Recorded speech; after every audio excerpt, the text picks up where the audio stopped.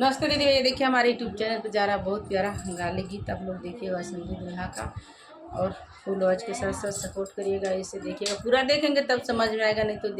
समझ में नहीं आएगा। आपके घर में जो शादी विवाह पड़ता है आप लोग सीख कर गा भी सकते हैं। बहुत प्यारा गीत है। खाला खाला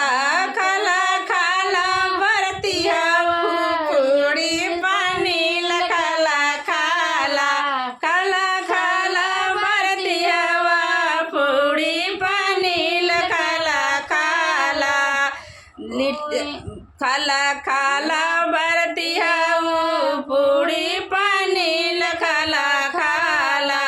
लगल बम्बड़ सिस्टम जानी तुही सरा मैया लगल बम्बड़ सिस्टम जानी तुही सरा मैया खाला खाला खाला खाला बरतिया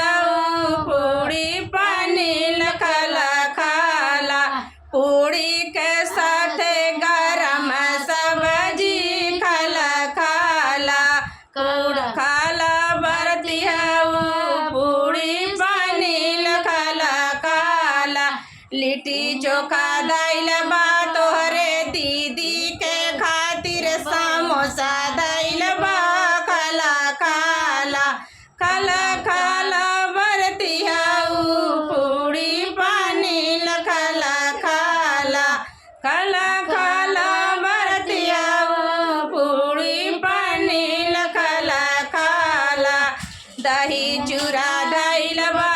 दही चूड़ा दाइल बा चीनी दाइल बा खाला खाला खाला खाला बरतिया पूरी पानी लखाला खाला खाला खाला बरतिया पूरी पानी लखाला खाला